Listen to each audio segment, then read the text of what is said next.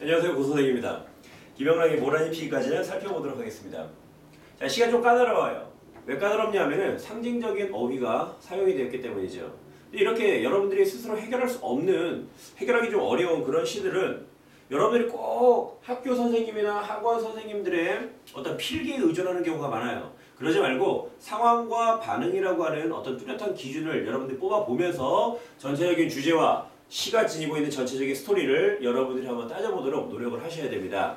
그래서 선생님이 여기에서는 모란이라고 하는 시어의 구체적인 의미를 좀 더 면밀히 알려드리는데, 그냥 모란은 소망이라고 하는 의미가 있어, 기다림의 대상이야, 이렇게 가지 않고 전후 맥락을 잘 따져가면서 그 의미를 도출 한번 해보도록 하겠습니다. 그래서 1행과 4행까지 좀 잘라주시고요.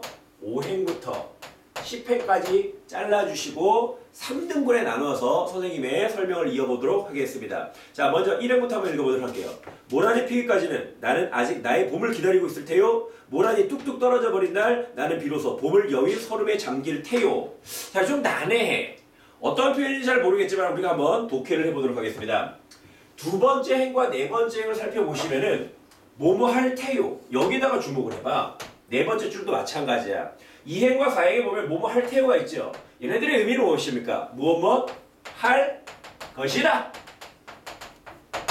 이래볼 수 있다는 것입니다. 동의하시죠? 나는 아직 나의 봄을 기다리겠대. 그럼 화자는 뭘 기다리겠대? 봄을 기다리겠대. 그 봄을 왜 기다리겠대?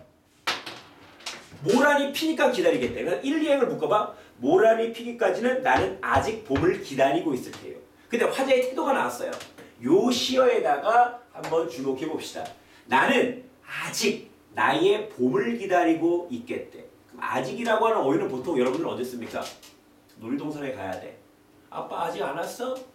여자친구하고 크리스마스 때 아주 즐거운 일을 하기로 했어.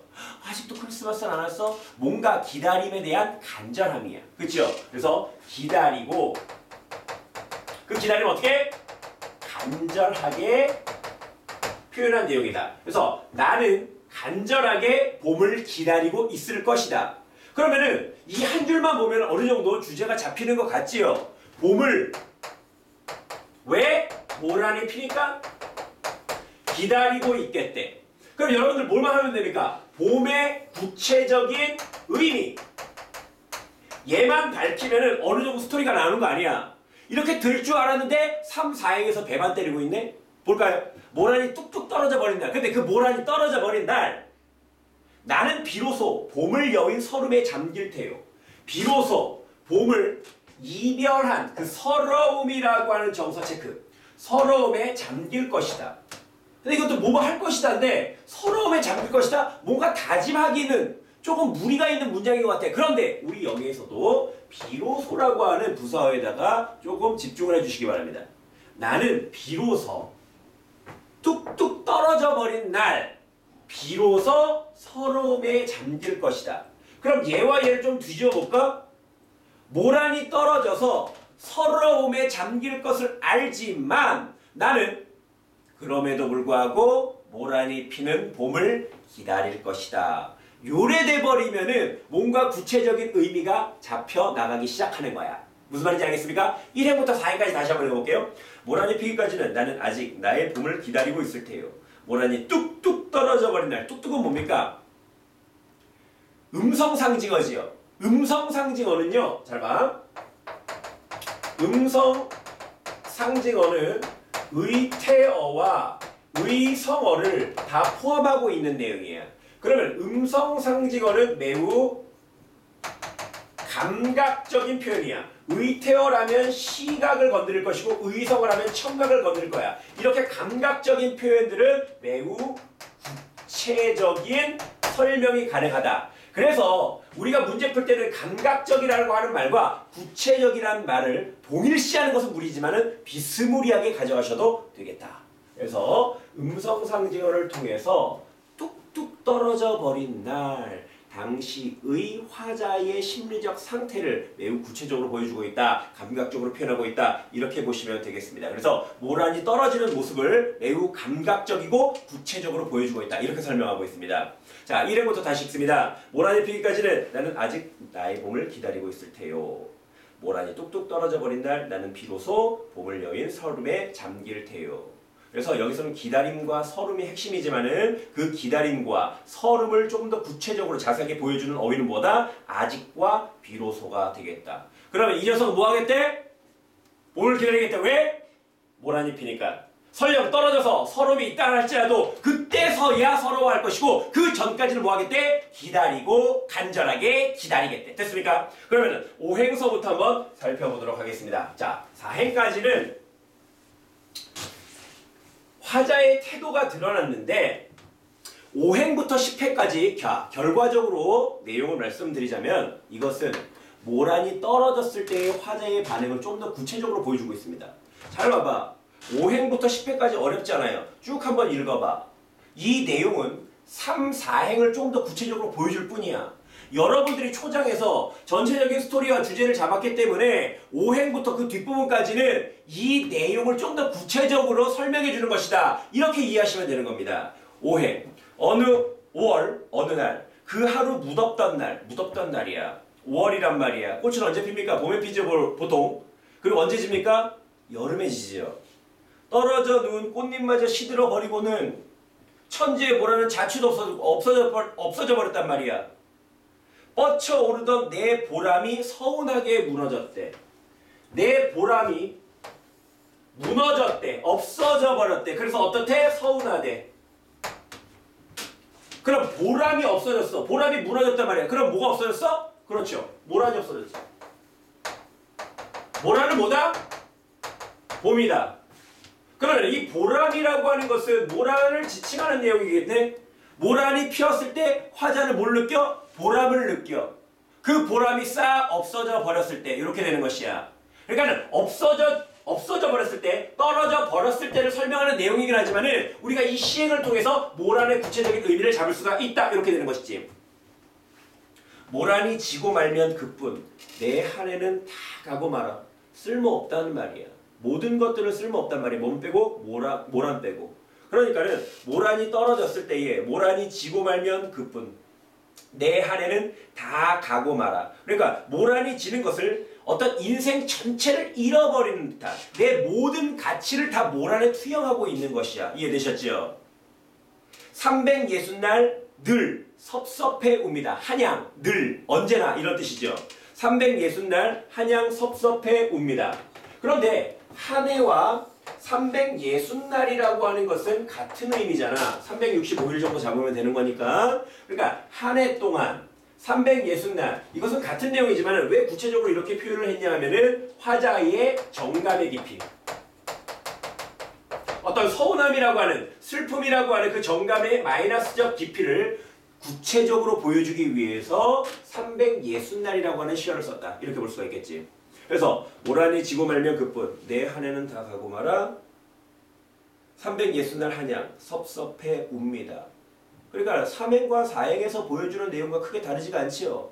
그런데 마지막 11행과 12행을 보면은 어떤 내용이 나와 있습니까? 앞부분에 있었던 내용이 다시 한번 반복이 되면서 1, 2행에 있었던 내용이 반복이 되면서 강조하고 여운을 주고 있죠. 우리는 이를 가리켜 수미상관법이라고 이야기합니다. 수미상관법. 수미상관법을 통한 주제 만들기를 다시 한번 봐봐. 5행부터 10회까지 내가 뭐라고 그랬어? 3행과 4행을 조금 더 구체적으로 표현하는 것이라고 했지. 근데 11행과 12행을 보면은 어떤 내용이 있습니까? 1행과 2행에 있는 것들이 있죠. 모란이 피기까지는 나는 아직 기다리고 있을 테요. 찬란한 슬픔의 봄을. 나는 봄을 기다리고 있겠대. 왜? 모란이 피니까는. 그러면 이거 구조적으로 접근해보자. 1행과 2행에서 뭐야? 기다림에 관한 이야기야. 3, 4를 포함해서 5부터 10까지 다 뭐야? 슬플 것이다. 그럼에도 불구하고 11, 12는 뭡니까? 다시 기다리겠다는 것이야. 그러니까 이것을 구조적으로 우리가 도식해보면은 슬플 것을 예상하지만은 나는 그 봄을 기다리겠다. 왜? 그때는 모란이 피니까. 모란은 무엇이다? 나의 모든 것이다. 나의 보람이다. 이렇게 설명이 되는 것이야. 파악이 됐습니까? 전체적인 흐름, 전체적인 맥락을 잡아보시기 바랍니다. 자, 이번에는요, 제가 시를 다시 한번 읽어드리면서 시험, 내신 시험의 어떤 출제 포인트를 일러드리도록 하겠습니다. 잘 따라오시기 바랍니다. 모란이 피기까지는 모란의 구체적인 의미, 시어의 의미, 이런 것을 안 물어본다면 내 손에 장을 지진다. 모란의 의미는 나옵니다. 그럼 모란은 화자가 간절하게 기다리는 대상이지요. 그러니까 모란은 뭡니까? 소망이야. 소망이고 바람이야. 나중에는 보람이라고 하는 시어하고 맥을 같이 하고 있죠. 나는 아직 나의 봄을 기다리고 있을 테요. 아직은 간절합니다. 기다리고 있을 테요. 나는 바라고 있다. 미래 시점입니다. 모란이 뚝뚝 떨어져 버린 날, 뚝뚝이라고 하는 어떤 감각적인 표현 꼭 기억하시기 바랍니다. 구체화에 대한 내용이라고 얘기했어. 나는 비로소 봄을 여인 서러움에 잠길 것이요. 떨어지면 나는 서러워할 것이다. 오행 5월 어느 날, 그 하루 무덥던 날 떨어져 누운 꽃잎마저 시들어버리고는 천지에 뭐라는 자취도 없어지고 굉장히 쉽지요. 다 없어지는 어떤 상실감을 느낄 만한 그런 상황이야. 뻗쳐오르던 내 보람이 서운하게 무너졌으니 보람은 누구를 지지한다? 모란을 지지한다. 그러므로 모란에다가는 소망이요 나의 보람이요 나의 모든 것 이러한 의미를 투영시킬 수 있다는 것입니다. 모란이 지고 말면 그뿐 내 한 해는 다 가고 말아. 나의 전부 내 인생의 1년 전부가 다 가고 만다는 것이야. 360날 뭐라고 했습니까? 정감의 깊이라고 했습니다. 한양 늘 섭섭해 웁니다. 하지만 그럼에도 불구하고 모란이 피기까지는 11행이야. 나는 아직 기다리고 있을 테요. 아직 뭡니까? 여전히 숙명적인 기다림이라고 볼 수가 있겠지? 찬란한 슬픔의 봄은 무조건 시험 문제로 출제가 되겠지. 얘는 주제를 지지해주고요. 역설적인 표현이 드러나 있다. 역설법이야. 역설법 중에서도 얘는 모순형용인데요. 봄이라고 하는 것은 내가 기다림의 대상으로 삼고 있지 않은 것이지요. 근데 찬란한이라고 하는 플러스 정서도 슬픔이라고 하는 마이너스 정서도 얘를 동시에 꾸며준다. 똥물과 꿀물이 동시에 꾸며줘요. 말이 돼요? 말이 안 돼요? 말이 안 된다. 말이 안 되면 무슨 법? 역설법. 하지만 말이 안 되는 표현 안에 뭐가 있다? 진리적 가치를 담고 있다. 요래 보시면 되겠다는 것입니다. 그러면은 찬란한이라고 하는 구체적인 의미는 무엇이야? 나의 보람이 솟는 날이잖아, 봄은. 왜? 모란이 피니까. 그래서 찬란한 플러스. 이해됐습니까? 슬픔은 뭡니까? 근데 걔는 떨어지잖아. 그렇기 때문에 슬픔이라고 하는 어휘가 요 안에 담길 수가 있다는 것이야.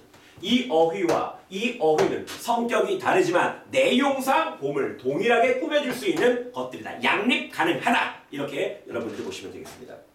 자, 그래서 이 시는 소망 성취에 대한 기다림이야. 근데 그 소망이 어디에 투영되어 있습니까? 모란이라고 하는 아름다운 대상에 투영되어 있다는 것이야.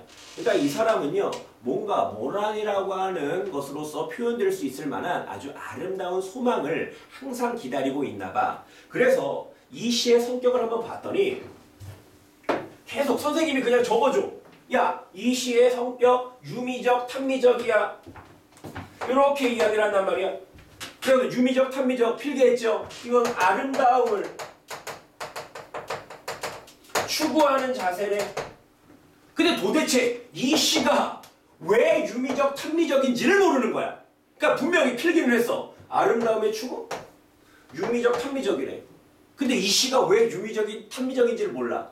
그럼 어떤 문제가 생기는 줄 알아? 나중에 유미적, 탐미적이라고 하는 말이 나오게 되면 도대체 어떤 시에 적용을 해야 되는지 여러분들 모른단 말이에요. 선택지에 이 말이 나오게 되면.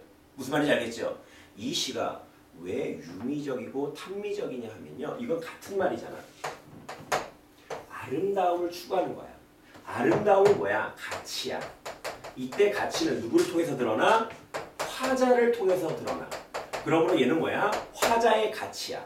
화자는 어떠한 가치를 제 첫 번째 미덕으로 생각해? 바로 아름다움이라고 하는 미적 가치를 제일 첫 번째 미덕이라고 생각해. 덕목이라고 생각한단 말이야. 그래서 어떤 도덕적인 것, 행동적인 것, 뭐 해야 된다, 우리는 나서야 된다, 그러한 주장을 하는 것이 아니라 어떤 아름다운 가치를 내가 바라고 앙망한다. 이렇게 생각하시면 된다는 것입니다. 이때 바라는 것은 무엇입니까?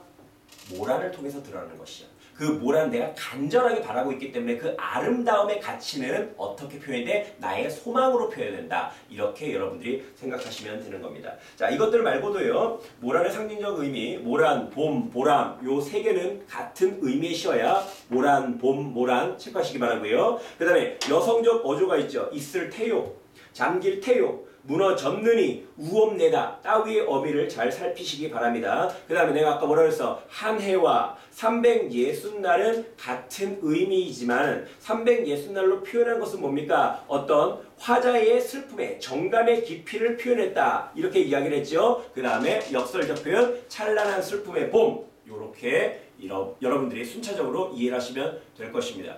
자, 내가 분명히 초장에 이야기했어요. 이 시가 좀 까다롭다. 왜 까다롭다? 상징적인 시어가 사용되었으므로. 근데 이럴 때마다 여러분들은 수동적으로 선생님들이 불러주는 그런 필기의 내용에만 지엽적으로 따지고 든다. 그게 아니라 조금 시선을 넓게 처리를 하셔서 시 전체의 흐름과 전체의 주제를 파악할 수 있도록 상황과 반응을 따져볼 것. 저는 이렇게 주장하고 싶습니다. 감사합니다.